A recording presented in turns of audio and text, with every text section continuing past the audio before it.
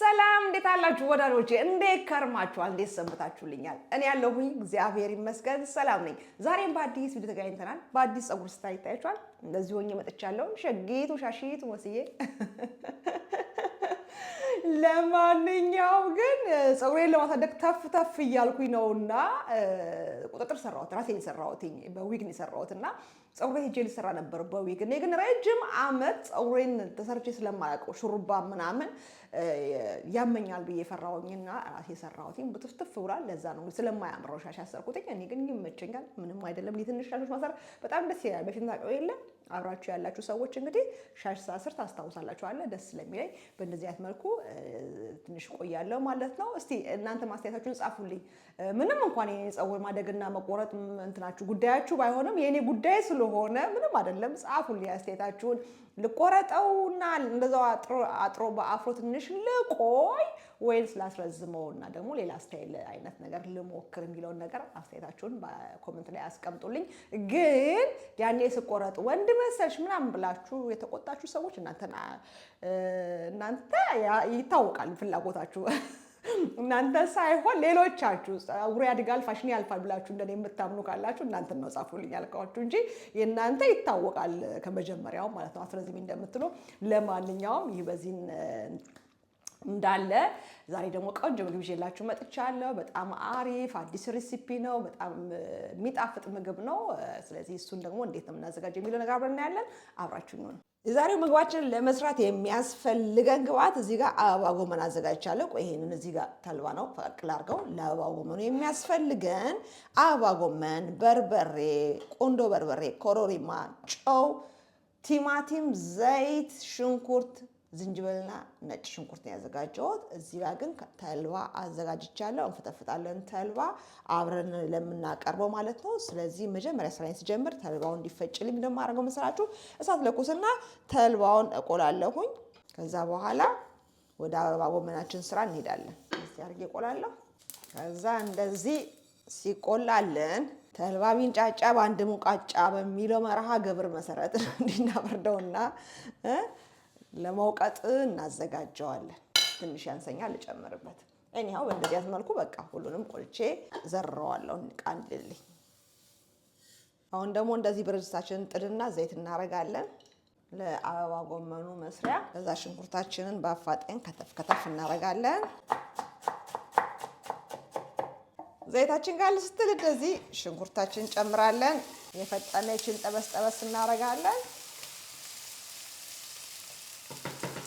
እዛ እዚህ ጋር ደግሞ ነጭ ሽንኩርትና ዝንጅብላችንን እንላለን እናዘጋጃለን።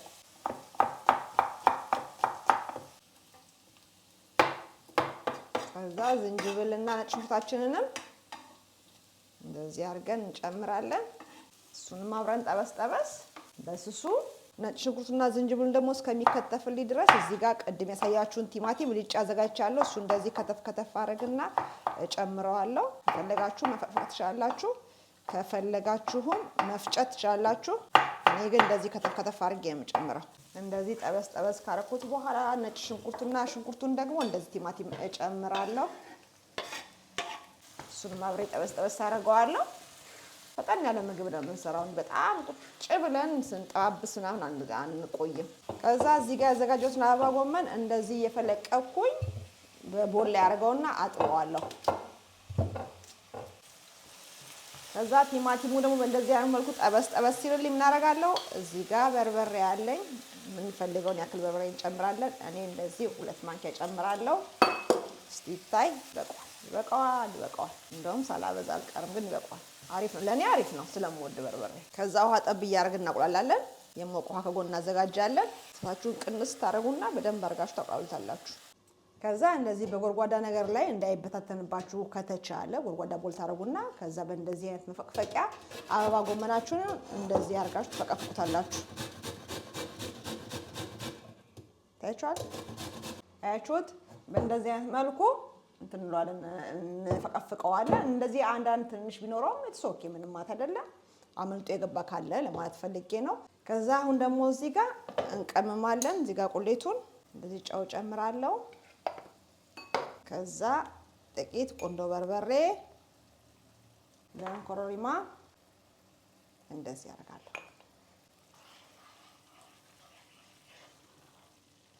አሁን ጨው እስከሚሟሟልን ድረስ ትንሽ እንጠብቃለን። ከድነው ከዛ ጨዋችን ማምቶ ቀምሰናው በጣም ጥሩ ከሆነ ቅመሙ ጨው ምናምን የምናደርጋለን መሰላችሁ? ቅድም ያሳየኋችሁን የፈቀፈቅነውን ምን ይባላል? የፈቀፈቅነውን አለ የፈቀፈቅነውን የአበባ ጎመን እንደዚህ እንጨምርበታለን። ቁሌቱ ላይ ማለት ነው። ውሃ ብዙ እንዳታረጉ። በአበባ ጎመኑ ብዙ መብሰል አይፈልግም። ይሄንን አፍረን ልውስ እናደርገዋለን። ታያችኋል። በእንደዚህ አይነት መልኩ ለውሰውና እሳቱን ቅንስ አርጋችሁ በእንፋሎቱ እንዲበስልላችሁ። ምክንያቱም ብዙ እሳት ካረጋችሁበት ድስቱ ያራል፣ አበባ ጎመኑ እንደዛው ቀጭ ቀጭ እያለ ማለት ነው፣ በጣም ሳይበስል ማለት ነው። እኛ ግን የምንፈልገው ትንሽ በሰል ብሎ በእንፋሎቱ ግን ደግሞ ክሽክሽ የሚል ነገር ትንሽ ሲኖረው አፋችን ላይ ክሪም እንዲሆን አንፈልግም። ስለዛ የምናበስልበት ዘዴ ምንድነው? እሳታችንን እንቀንሳለን፣ እንከድነውና ምንም ውሃ ሳንጨምር እንደዚሁ በቁሌቱ እናበስለዋለን። ታያችኋል። የሚንተከተክ ውሃ የለውም። በቃ ቅድም እንደጨመርነው ነው። በቁሌቱ እሳቱን ቀንሼ በደንብ አድርጌ ያበሰልኩት። አልፈራረሰም። ይሄው እንደምታዩት ያያችሁት እንደዚህ ማለት ነው። ስለዚህ በእንደዚህ አይነት መልኩ ሲበስል በጣምም ክሬም ሳይሆን እንደነገርኳችሁ፣ በጣም ደግሞ ጥሬ ሳይሆን ልክ እናንተ ጥርሳችሁ ላይ ያዝ አድርጎ ሲበስል አይደል? እንደዛ ሲሆን ታወጣላችሁ። እዛ በእንደዚህ አይነት መልኩ ካበሰልን በኋላ እሳታችንን አጠፋና ፈቀቅ እናደርገዋለን ከእሳቱ ላይ። እዚህ ጋር ደግሞ ተልባችን አለ። ተልባችን ላይ ቅድም ረስቸው እንትን አልጨመርኩም፣ እንደው ስሙ ጨው አልጨመርኩም። ያለዝብኝ እንደሆነ አላውቅም፣ ግን ለማንኛውም ተሶኬ ይግባበትና እንደዚህ እዚህ ያረቃል። ከዛ ይሄንን ገልብጠን መፍጫ ውስጥ እንፈጨዋለን።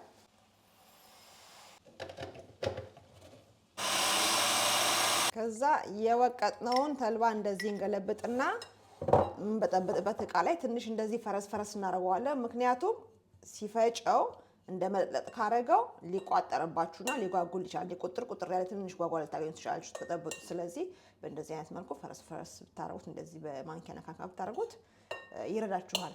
እንግዲህ ሀገር ቤት ቢሆን ተንቀርቅቦ ተነፍቶ ምናምን ነው አይደለ? ኢትዮጵያ ግን ያ ሁሉ ነገር ደግሞ ሎጂኩን ስታስቡት አስፈላጊ አይደለም። ለማንኛውም በእንደዚህ አይነት መልኩ እናስተካክለዋለን። ከዛ በኋላ ምን አደርጋለሁ? እዚህ ጋር አንድ ራስ ሽንኩርት አዘጋጅቻለሁ። እንደዚህ ከተፍ ከተፍ እናደርግና እንጨምርበታለን። እንደዚህ አድርገን እንጨምርበታለን። ድቅቅ እናደርገዋለን። በእንደዚህ አይነት መልኩ ይበቃዋል። እንዲህ እንገለብጥበታለን። ተልባውን ማሳያችሁ አዲስ ነገር ነው ብዬ አይደለም፣ ግን ምንድነው መሰላችሁ ሞቲቬት እንድትሆኑ እንድታስታውሱ እንረሳለን አይደለ? እኔ እንኳን አሁን በጣም እንደዚህ ምግብ የሰራሁኝ ምን ልስራ የሚለው ነገር እንዴት እንደሚያሳስበኝ ልነግራችሁ አልችልም። እንትን ልስራ እንትን ቆይ በቀደም ትልተናል እንትን ልስራ እንደዛ ነው በቃ ሁሉ ቀን የምለውና ከዛ አኳያ ያስታውሳችኋል ብዬ ማሰብ ነው። ለማንኛውም በእንደዚህ አይነት መልኩ ቃሪያችንን እንከትፍና ደቀቅ አድርገን ቃሪያውን እንጨምረዋለን። እንደዚህ እናደርጋለን። ጨው ጨምሬበታለሁ። ተልባን ስፈጭ አይታችኋል። እዛ እንደዚህ ጨምርና ውሃ በጠብጠዋለሁ። እንደዚህ አድርገን ብጥብጥ እናደርገዋለን። ይለደልዳል። ሲቀመስ ጨው ምን ይበቃ ነው። አይሹት እንዴት እንደለደለደ። እኔ ትንሽ ኦሊቭ ኦይል ደስ ይለኛል ማድረግ፣ ግዳጅ አይደለም። ይሄ በፍላጎት የሚሆን ነው። ከዛ በኋላ ምን እናደርጋለን? ከፈለጋችሁ ሎሚ ማድረግ ትችላላችሁ። እኔ ግን አላረኩም ዛሬ። እንጀራችን እንደዚህ እንጨምርና እንፈተፍተዋለን። እንጀራ አታብዙ፣ ስለሚለደልድ ድርቅ ይልባችኋል። ከዛ ደግሞ ማባያ አይደለም ከጎን ቀርቦ የሚበላ ስለሆነ ድርቅ ሲል ራሱ ደረታችሁ ላይ የሚቀመጠው በጎርሳችሁ ቁጥር እንኳን ሊያባላችሁ ማለት ነው። ስለዚህ በእንደዚህ አይነት መልኩ በደንብ መረቅ እያለው እንደዚህ አድርጋችሁ ፈትፍቱት። ከዛ ይርሳል። ከዛ አሪፍ ማባያ ይሆናል ማለት ነው። አያችሁት? እንደዚህ እቃችን እናነሳለን፣ እንቀምሰዋለን። አሁን ደግሞ ላሳያችሁ ምግባችን ምን እንደሚመስል እዩት። አያችሁት? የሚፈረፈር ግን ደግሞ መረቅ ያለው የሚያባላ ታዩት። ራሱ የሆነ ያልተለመደ አይነት ቅርጽ አይደለም ያለው። በቃ የሆነ በጣም አሪፍ የሆነ የቂንጭ አይነት እይታ ያለው ይዘቱ እንዲህ ስታዩት ባይናችሁ ማለት ነው። እንቁላል ፍርፍርም ይመስላል። የሆነ በቃ ምን ብዬ ነገራችሁ፣ በጣም አሪፍ ነው። በጣም ደስ የሚል ምንድን ነው ላይን የሚያጠግብ አይነት እይታ ነው የሚሰጠው። ይርሳል ያልኳችሁ ይሄንን ነው። እንደዚህ እናወጣለን። እቺ ጋር እንደዚህ አይነት መልኩ እንዲህ እናወጣና ከዛ እንቀምሳለን።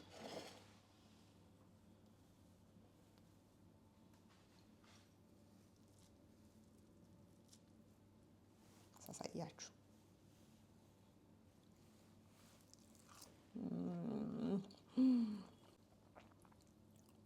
አያችሁት?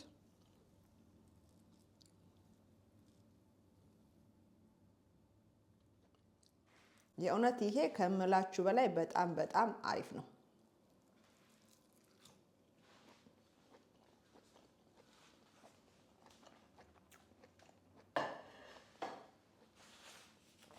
ምንም ጥያቄና መልስ የለውም። ስለመጣፈጡ ስለጥሩነቱ ስነግራችሁ ማለት ነው። ሁል ቀን ድንች ከምትሰሩ በእንደዚህ አይነት መልኩ ደግሞ ለየት አድርጋችሁ የተለየ ንጥረ ነገር የተለየ ነገር ቆንጆ ነገር በየምግባችሁ ውስጥ ጨምራችሁ ብትበሉ በጣም አሪፍ ነው። ሳትሰላችሁ ጥሩ የሆነ ምግብ ቤታችሁ ሰርታችሁ ለራሳችሁና ለቤተሰቦቻችሁ ታቀርባላችሁ ብዬ አስባለሁ። በእንደዚህ አይነት መልኩ ስሩት። የትኛውን ቦታ ድግስ ቦታ በፈለጋችሁት ቦታ ብታቀርቡት በጣም አሪፍ ነው። የሆነ መቀየር ስላለብን ብቻ ለምንቀይረው የሆነ በቃ ከይዘቱ የጣዕሙ የምትወታት ምግብ የለም። እንደዛ አይነት ስሜት የሚሰማችሁ ስትበሉት በጣም በጣም አሪፍ ነው። ሁላችሁም በየቤታችሁ እንደምትሞክሩት ተስፋ አድርጋለሁ። ሰርታችሁትም እንደምትወዱት እርግጠኛ ነኝ። ተልባውንም በእንደዚህ አይነት መልኩ እንግዲህ አስታውሻቸዋለሁ። በየቤታችሁ ሱራ ተመገቡ ብያለሁ። በጾም ሰዓት ተልባ፣ ሰሊጥ፣ ሱፍ መስት መሆን ያለበት ነገር ነው። በጾም ሰዓት ሳይሆን ኖርማሊ መደረግ ያለበት ነገር ነው። ብዙ ነገርኛ እንዲህ ወቅት እየለየን ነው የምንመገበው። አመቱን ሙሉ አንመገብም እንጂ በጣም ጤናማ ምግብ ነው። ለምሳሌ ኑግ ሁሉ ቀን በየቤታችን ሰርተን ብንመገብ በጣም ቆንጆ ነገር ነው። ለቁርስ ሰሊጥ ሊሆን ይችላል፣ ኑግ ሊሆን ይችላል፣ ተልባ ሊሆን ይችላል። በየምግባችን ውስጥ ጨምረን ብንመገብ በየቀኑ ማለት ነው። የግድ ጾም መሆን የለበትም። ከዛ አኳያ ቆንጆ ንጥረ ነገር ጥሩ ንጥረ ነገር ለማግኘት ጥሩ ነገር ነው ብዬ አስባለሁ። ስለዚህ በእንደዚህ አይነት መልኩ እናንተ በአጋጣሚው ተጠቅማችሁ ስሩ፣ ሞክሩ፣ ብሉ ብዬ እላለሁኝ። እንግዲህ ለዛሬ የነበረኝ ቪዲዮ ይሄን ይመስል ነበረ። አዲሱ ናችሁ ቻናሌን ከወዳችሁ ሰብስክራይብ ማድረጋችሁ እንዳትረሱ። የሰራሁትን ደግሞ ካደነቃችሁ በላይክ ፍቅራችሁን ግለጹ። በሌላ በቆንጆ ቪዲዮ ደግመን እስከምንገናኝ ሰላም ሁኑልኝ። ባይ ባይ።